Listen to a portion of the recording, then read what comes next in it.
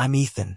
I'm 22, living in a small apartment in San Diego, scraping by with part-time gigs at a hardware store and fixing cars on the side. It's not much, but it keeps the lights on. I'm the guy who will stop to help you jump-start your car or carry your groceries up the street without thinking twice. People say I'm too blunt sometimes, but I just call it being real. I don't like games, don't like pretending. If I say I'll do something, I do it. That's how I've always been. It was a Saturday afternoon, the kind of day when the sun feels like it's trying to cook you alive. I was headed to my buddy Marcus's place, a small house a few blocks from mine, to hang out, maybe play some video games or grab a beer. Marcus and I go way back. We've been friends since high school, back when we'd sneak into movies or race bikes down the boardwalk. His house was familiar, like a second home with his faded blue paint and creaky front steps. I parked my beat-up Toyota pickup out front, grabbed my phone, and knocked on the door. No answer. I knocked again louder, figuring Marcus was probably blasting music or sleeping through his alarm. Then the door opened, and it wasn't Marcus. It was Vanessa, his mom. She stood there in a long, loose dress, the kind that flows like it's meant for the beach. Her dark hair was a little messy, like she'd been working on something. A rag hung over her shoulder, and her cheeks were flushed, probably from the heat. "Ethan," she said with her voice soft but surprised. "Marcus isn't here.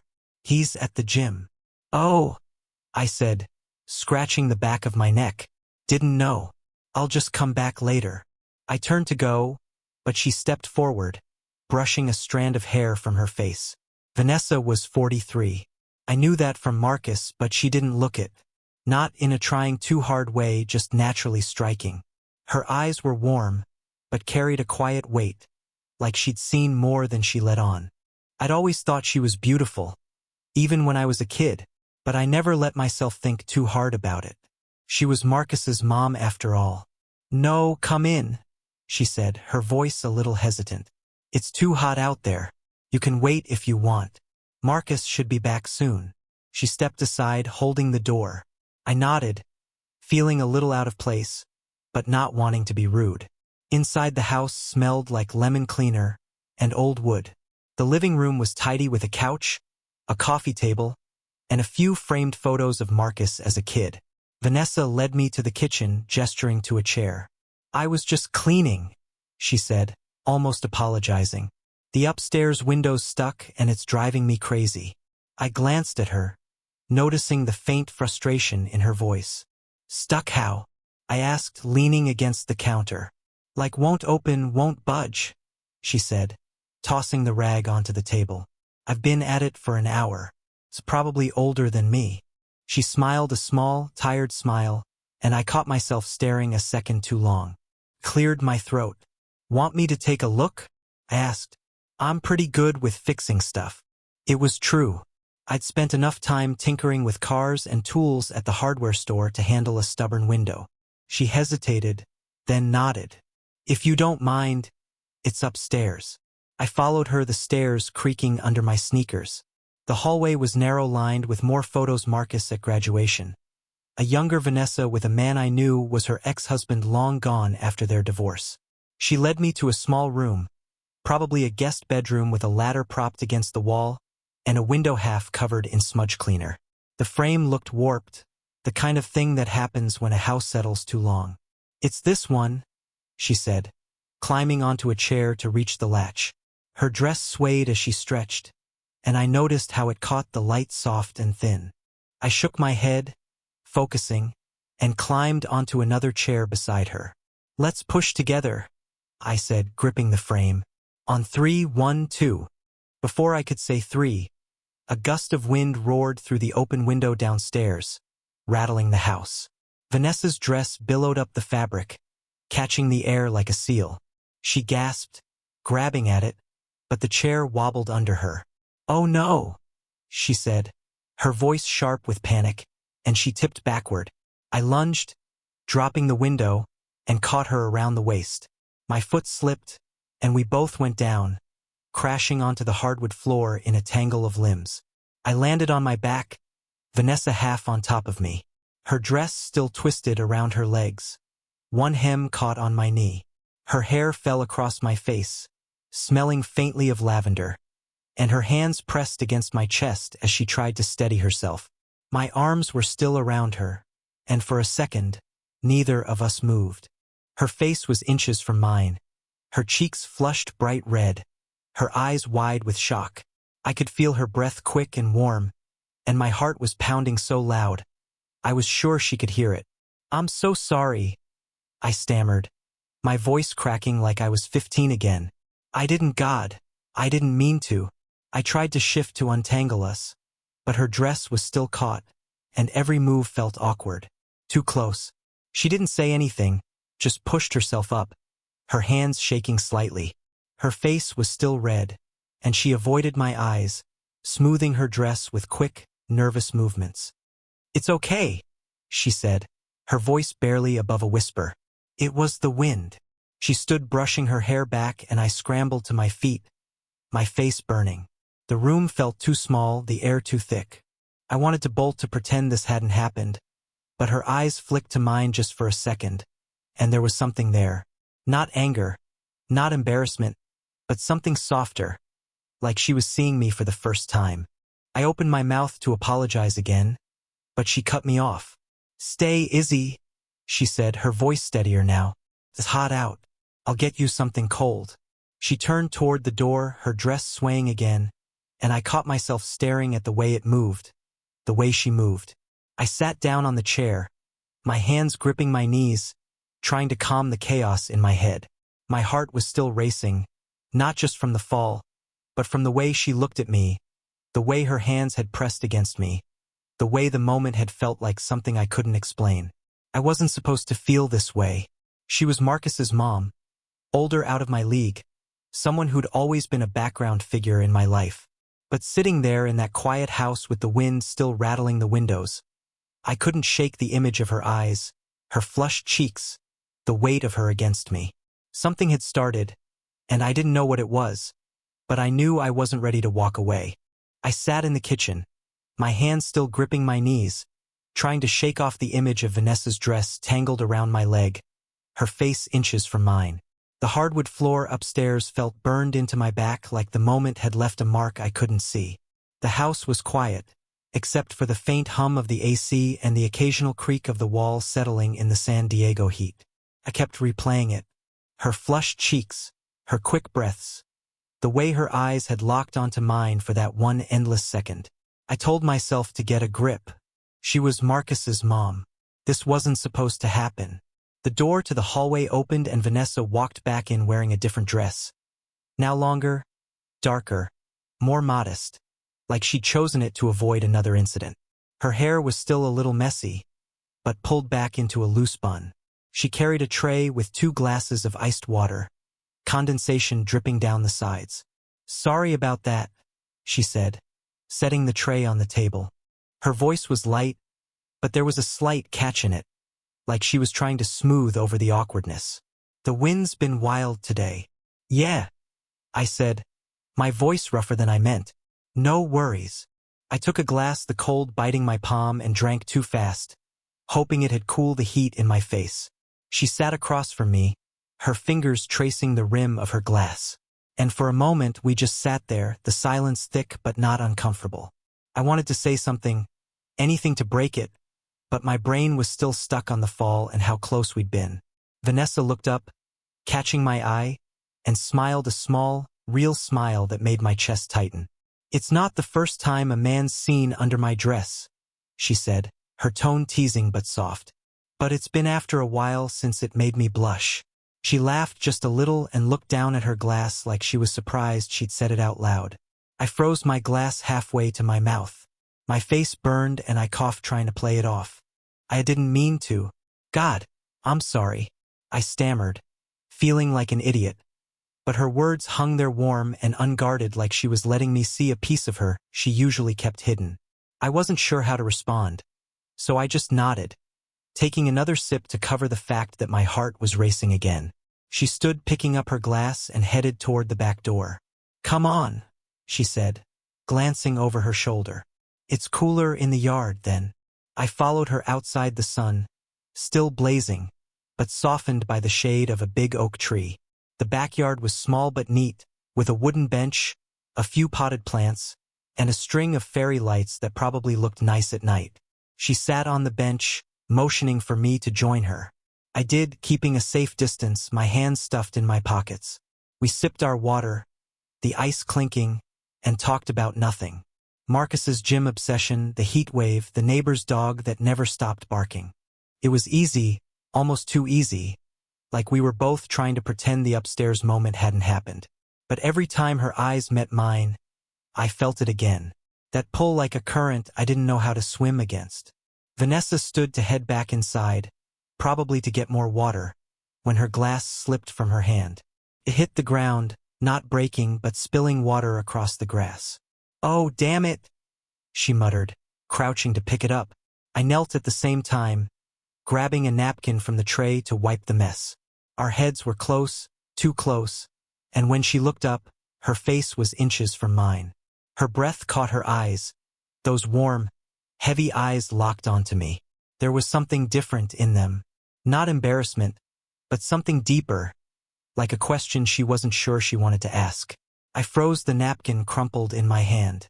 She didn't pull away, and neither did I. For a second, I thought she might say something, but she just straightened up, brushing her hands on her dress. "I'm a mess today," she said, laughing it off, but her voice was shaky. She stood smoothing her dress again, and I stood too, feeling like the air had gotten thicker. "Want to help me with some boxes in the garage?" she asked, her tone light again. "I was going to wait for Marcus, but you're here." "Sure," I said, grateful for something to do, something to focus on besides her eyes. We walked to the garage, the heat hitting us like a wall. As we stepped inside, it was cluttered boxes of books, old furniture, a bike with a flat tire. Vanessa pointed to a stack of cardboard boxes labeled books. "Those need to go to the shelf in the corner," she said. "They're heavy, so don't overdo it." We got to work hauling boxes across the garage. The heat was brutal and sweat soaked through my shirt in minutes. I yanked it off, tossing it onto a chair, and kept moving. Vanessa was lifting a smaller box when she turned and froze, her eyes flicking over me, bare chest sweaty, probably looking like I just run a marathon. Her cheeks flushed just for a second, and she looked away, but not before I caught it.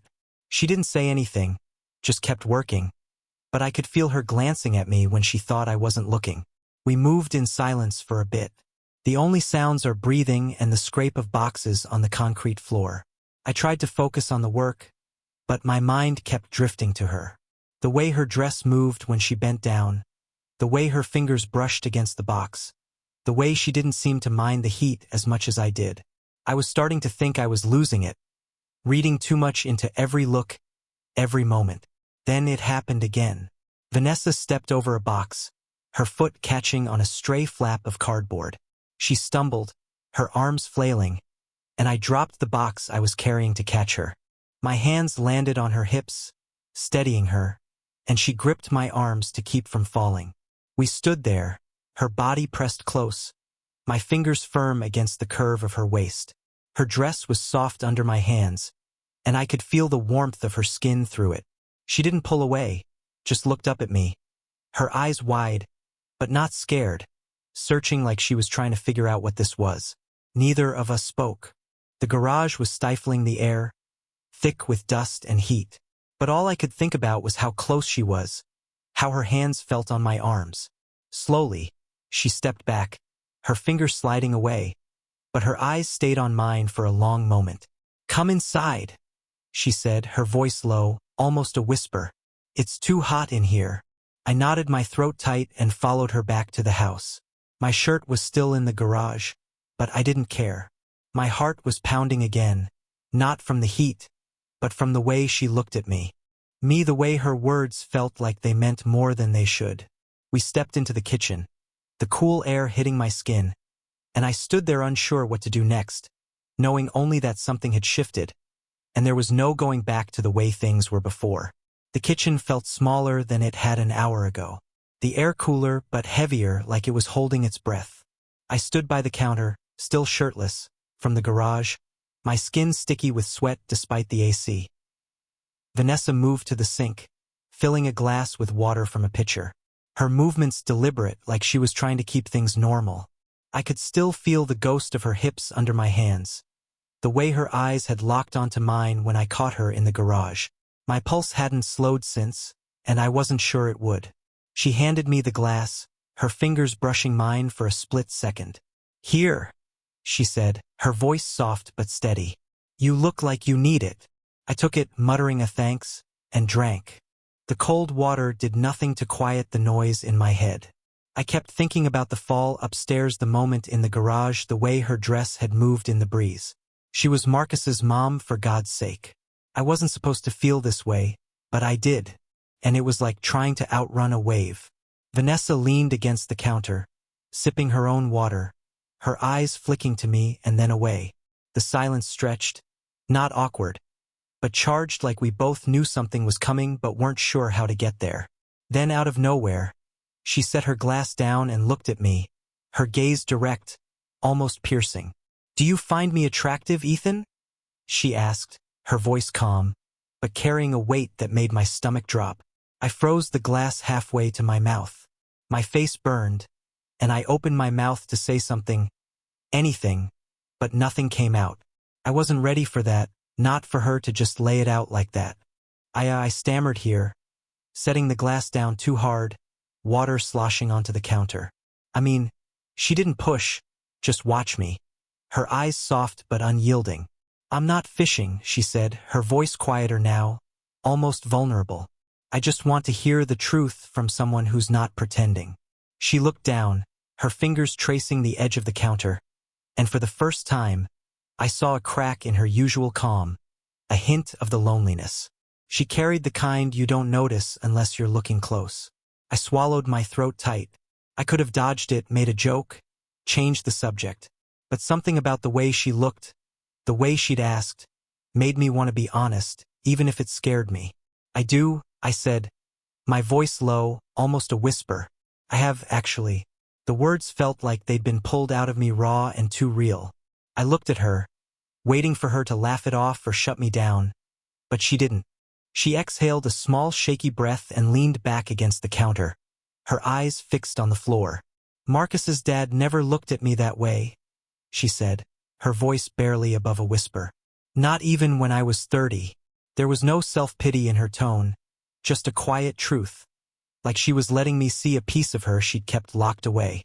I wanted to say something, to tell her she was wrong, that she was the kind of beautiful that didn't need anyone else's validation, but my words felt too small for the moment. I stepped closer, not thinking, just moving, and sat on the stool beside her. My hand reached out almost on its own and rested on hers. Her skin was warm, her fingers still beneath mine, and she didn't pull away. Our eyes met, and it was like the room shrank to just us. Her gaze was heavy, searching, like she was trying to figure out what we were. I didn't know either, but I couldn't look away. "I shouldn't let you stay," she said, her voice soft but firm, like she was talking to herself as much as to me. She didn't move her hand though, and neither did I. The air felt thicker, the silence louder. She stood, turned to the sink, and started washing her glass, her back to me. Her dress, still that darker, more modest one, rode up slightly as she leaned forward, and I caught myself looking, my eyes, tracing the curve of her waist before I forced myself to look away. I wasn't supposed to notice these things, but I did, and it was like my brain was stuck on her. She turned, catching me mid-glance, and for a second, I thought she'd call me out, but she didn't. "Don't apologize," she said, her voice steady, a faint smile tugging at her lips. "I saw the same thing in your eyes earlier."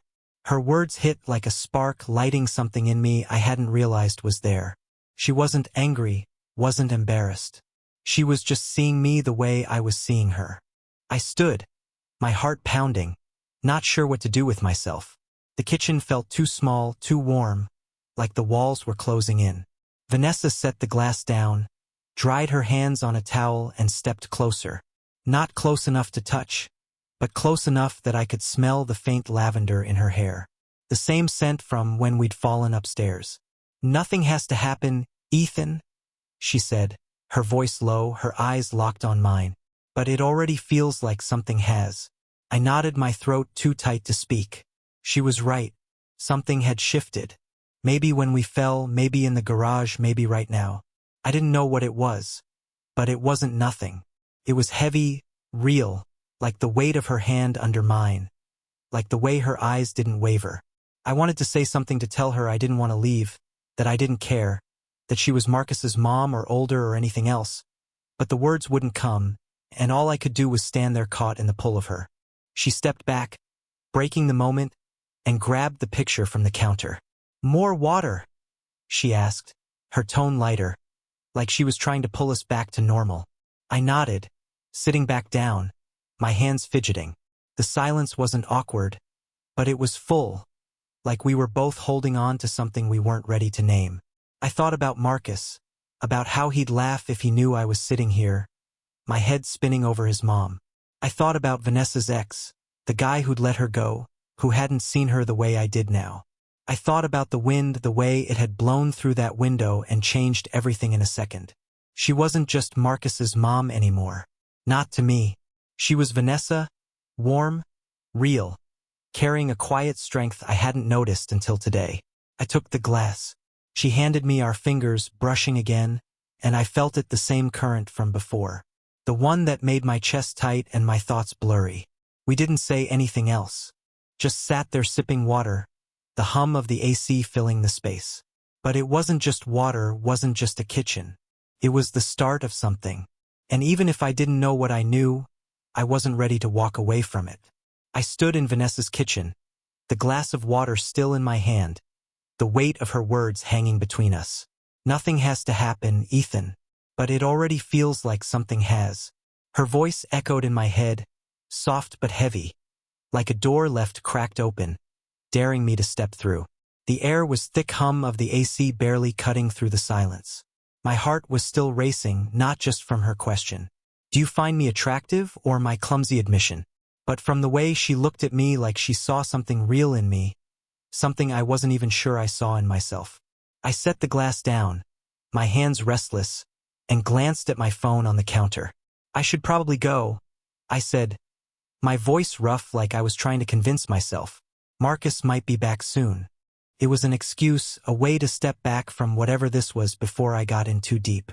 She was Marcus's mom, 43. Someone who'd lived a life I couldn't even imagine. I was just a kid in her eyes, right? A 22-year-old who fixed cars and ran errands, barely keeping his life together. Vanessa looked at me, her eyes steady, and stepped closer, close enough that I could smell the faint lavender in her hair again. She reached out, her fingers wrapping gently around my wrist, stopping me as I reached for my phone. "No one's coming back today," she said, her voice low, not a whisper, but something stronger, like she was making a choice. "Marcus is staying at a friend's tonight. It's just us." I froze, my breath catching. Her touch was light but firm, and her eyes didn't waver. The kitchen felt smaller, the walls closer, like the world had narrowed to just the two of us. I didn't know what to say, didn't know how to navigate this, but I didn't pull away. Couldn't. "Come outside," she said, letting go of my wrist but nodding toward the back door. "The air is better out there." I followed her, my sneakers scuffing the floor, my head spinning. The backyard was bathed in late afternoon light, the sun low, casting long shadows from the oak tree. The breeze was picking up again, cooler now, tugging at the fairy light strung along the fence.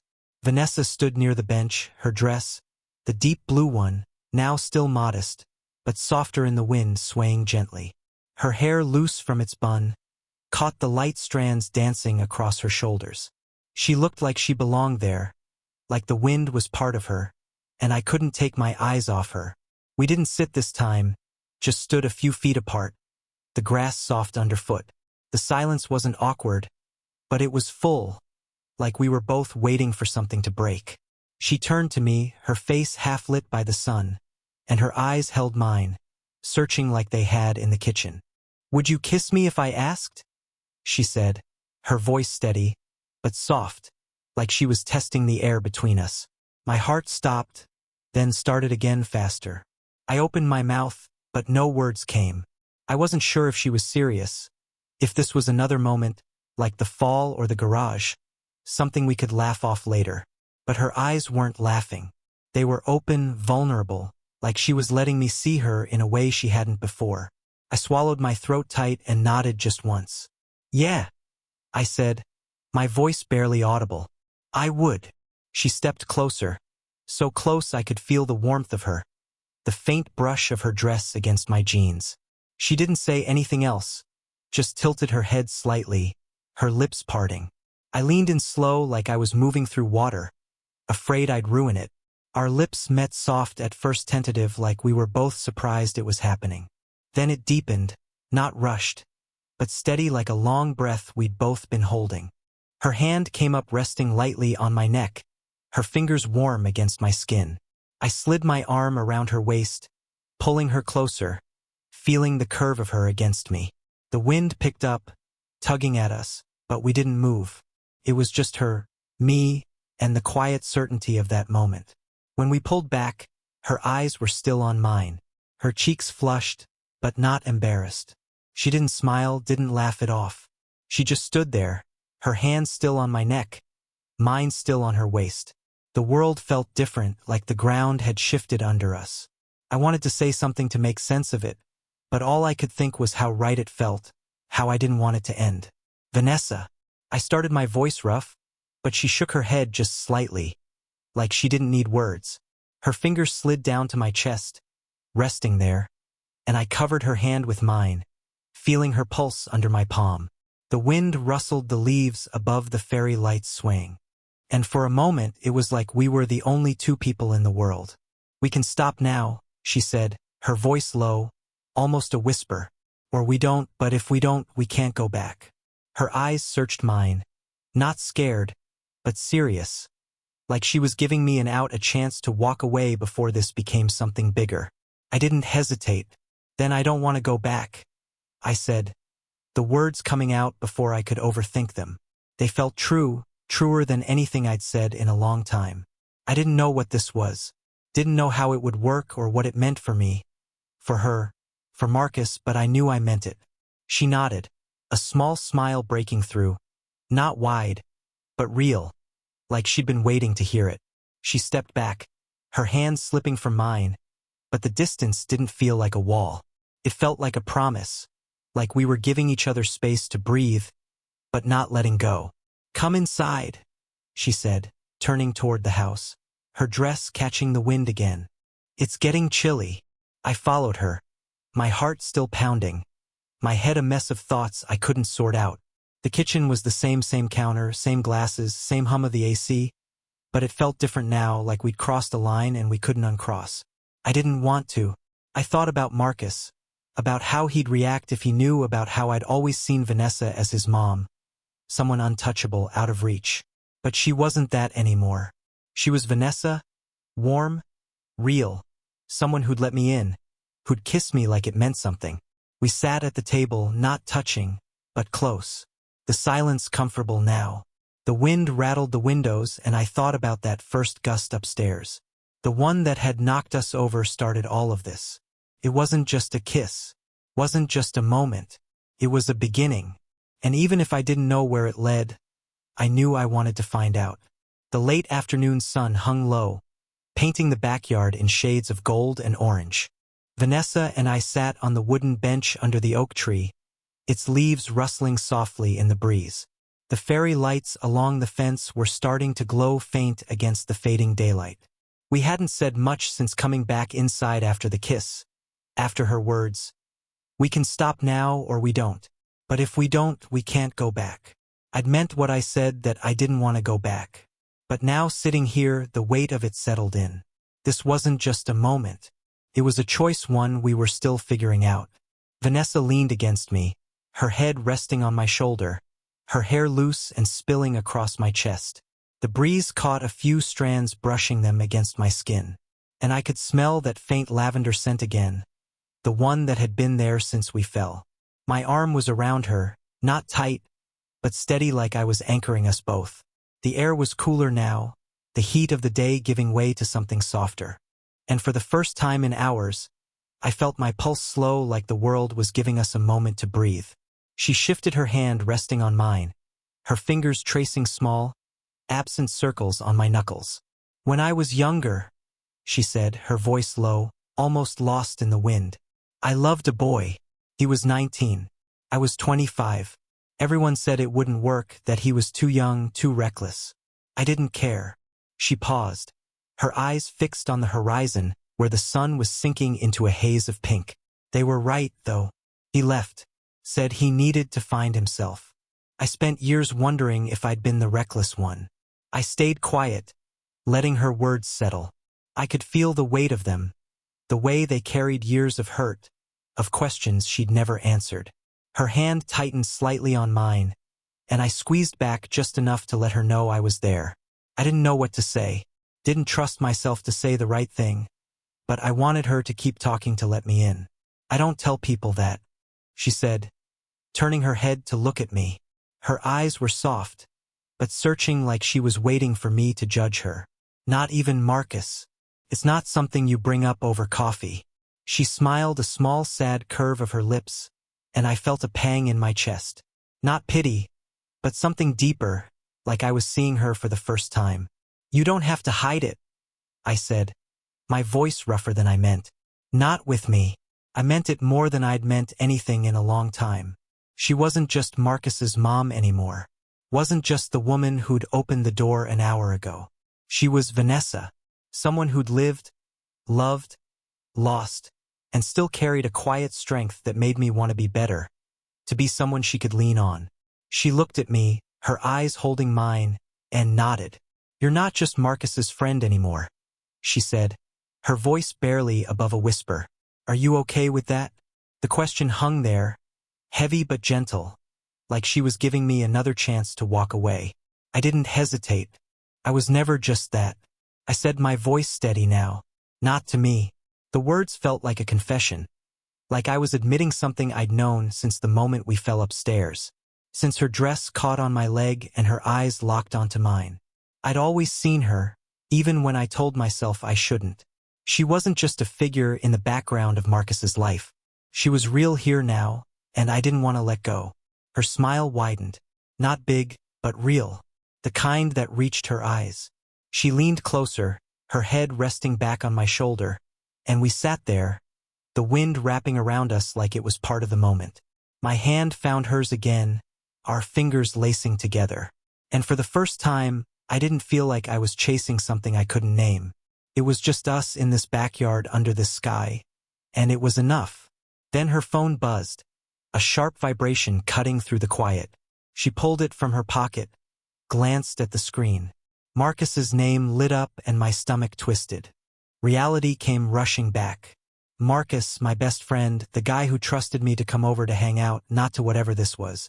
Vanessa looked at the phone, then at me, her eyes steady but unreadable. I waited, breath caught, expecting her to answer, to pull away, to remind us both of the lines we'd crossed. "Don't worry," she said, her voice soft but firm. "I'll call him back." She set the phone face down on the bench, her hand finding mine again, and I let out a breath I hadn't realized I was holding. The wind picked up, rustling the leaves, tugging at her hair, and she laughed, a small freeze sound that made my chest ache. I wanted to freeze this moment to keep her here, laughing close, real. We didn't talk about Marcus or what he'd think or what came next. We didn't need to, not yet. The sun was almost gone now, the sky a deep purple, the fairy lights glowing brighter. I thought about the wind that had started all this, the gust that knocked us over, that opened a window I hadn't known was stuck. I thought about her story, the boy who'd left her, the years she'd carried that alone. I thought about my own life, 22. No real plan, just a guy who fixed cars and helped neighbors, never thinking I'd end up here with her. "Vanessa," I said, my voice low, almost lost in the breeze. "I don't know what this is, but I know I don't want it to stop." It wasn't a grand declaration, wasn't poetry, but it was true, and that's all I had. She didn't answer with words, just leaned closer, her head resting against my chest now, her hair tickling my chin. I wrapped my arm around her, pulling her in, and we stayed like that. The world quiet except for the wind and the soft hum of the evening. It wasn't perfect. Wasn't a movie ending with music and fireworks. It was better real messy hours. I thought about the future, about Marcus, about the questions we'd have to answer. But right then, none of it mattered. It was just Vanessa, me, and the wind that had changed everything. Some winds knock things over, others open windows you never thought would move. This one had done both. And I wasn't going back to the way things were before. In the warm San Diego afternoon, amidst a gust of wind and a tangled fall, Ethan's unexpected encounter with Vanessa, his best friend's mother, unveiled a profound lesson about the courage to embrace vulnerability and the beauty of authentic connection. What began as a routine visit to Marcus's house spiraled into a series of charged moments. A stumbled fall, a shared kiss, a quiet confession that stripped away pretense and revealed raw truths. Vanessa's bold question, "Do you find me attractive?" and her story of a past love exposed her guarded heart. While Ethan's honest response, "I don't want it to stop," marked his willingness to step into the unknown. Despite the complexities of their age gap and his friendship with Marcus, their connection, sparked by a gust that knocked them over, taught Ethan that life's most meaningful moments often arise in the messiness of chance, where honesty and presence outweigh fear of judgment. It's a reminder that love and connection don't follow neat rules. They thrive when we dare to see and be seen, flaws and all, in the fleeting moments that change everything. This story invites us to reflect on times we've faced unexpected choices where vulnerability led to something real. Have you ever felt a moment shift your perspective, pushing you to embrace a truth you hadn't planned for? Share your experiences in the comments. We'd love to hear how you've navigated life's unexpected wins. If this tale moved you, hit that subscribe button and join our community for more stories that capture the heart of human connection. Let's keep exploring these raw, real moments together. Your voice matters,